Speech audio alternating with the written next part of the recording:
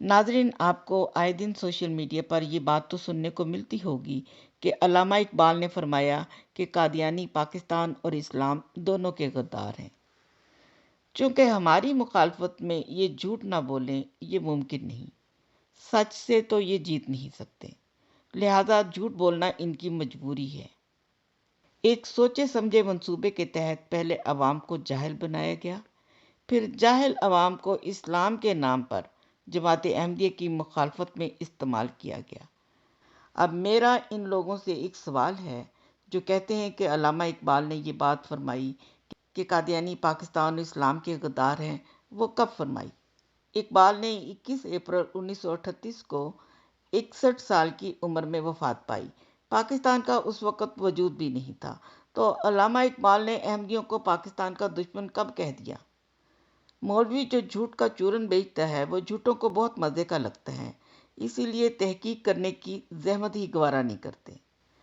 علامہ اقبال کا لکھا ترانہ سارے جہاں سے اچھا ہندوستان ہمارا آج بھی انڈیا میں ان کے بعض اسکولوں میں اور خاص طور پر آزادی کے دن سب سے مقبول ترانہ ہے۔ غوث سیوانی نئی دہلی سے اپنے ایک آرٹیکل میں لکھتے ہیں کہ ہندوستان کا قومی ترانہ جس قدر مشہور ہے اس سے زیادہ اقبال کا سارے جہاں سے اچھا ہندوستان ہمارا، ہم بلبلیں ہیں اس کی یہ گلستان ہمارا شہرت رکھتا ہے۔ یہ نظم بچے بچے کی زبان پر ہے۔ تو یہ ہے آپ لوگوں کا اقبال۔ مجھے ان کے اس ترانے سے کوئی اعتراض نہیں، مگر یہ لوگ جو سوشل میڈیا پر ہمارے خلاف جھوٹے پروپیگنڈے کرتے ہیں ان کو میرا یہ جواب ہے۔ ورنہ علامہ اقبال انڈیا میں پیدا ہوئے، وہیں وفات پائی، انڈیا ان کا ملک تھا، انہوں نے اپنے وطن کی محبت میں جو بھی لکھا ٹھیک لکھا۔ پاکستان بننے سے تقریباً 9 سال پہلے ان کی وفات ہو گئی۔ پاکستان بنانے کی تحریک میں بھی ان کا کوئی نمایاں کردار نظر نہیں آتا۔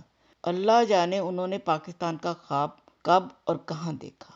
علامہ اقبال کے والد کا نام شیخ نور محمد تھا۔ وہ اندازاً 1837 میں پیدا ہوئے۔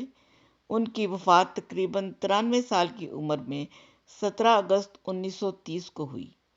بتایا جاتا ہے کہ وہ اہل اللہ سے بہت محبت رکھتے تھے اور ابتدا ہی میں وہ احمدیہ جماعت میں شامل ہو گئے تھے۔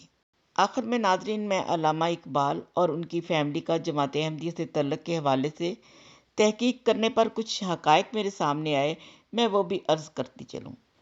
اس کے علاوہ علامہ اقبال کے بڑے بھائی شیخ محمد صاحب کے بڑے بیٹے شیخ اعجاز احمد صاحب جو اللہ تعالیٰ کے فضل سے مخلص احمدی تھے۔ شیخ اعجاز احمد صاحب 1899 کے شروع میں پیدا ہوئے۔ آپ 1931 کے لگ بھگ بیعت کر کے سلسلہ احمدیہ میں داخل ہوئے۔ علامہ اقبال کے بارے میں بتایا جاتا ہے کہ 1897 میں مولوی غلام محی الدین قصوری کے ہمراہ قادیان جا کر انہوں نے بانی سلسلہ احمدیہ کے ہاتھ پر بیعت کی تھی، مگر بعد میں جماعت چھوڑ گئے، جس کی سیاسی وجہ بتائی جاتی ہے۔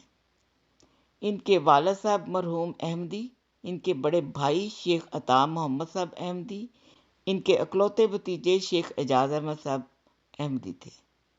اور یہ تھا علامہ اقبال کا، ان کی فیملی کا جماعت احمدیہ سے تعلق۔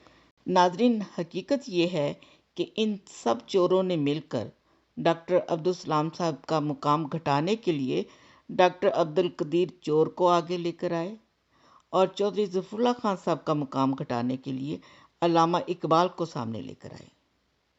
الحمدللہ ان دونوں شخصیات کو اللہ تعالیٰ نے دنیا میں وہ مقام اور عزت دی جو پاکستان کے کسی بھی شہری کو نصیب ہونا تو دور کی بات، قریب بھی نہ پھٹک سکے۔ احمدیوں کے کہنے کے مطابق علامہ اقبال 1931 میں تائب ہوئے اپنے عقیدے سے، اور 1931 تک احمدی تھے جی، اور غیر احمدیوں کے کہنے کے مطابق وہ 1908 میں تائب ہو گئے۔ البتہ غلام احمد کی تعریف انہوں نے کی، اور جو آپ نے جملہ نوٹ کیا ہے میں نے اس کے برعکس یہ سنا ہے کہ انہوں نے کہا کہ اگر کوئی شخص آج اسلام زندہ دیکھنا چاہے تو قادیان میں جا کے دیکھے۔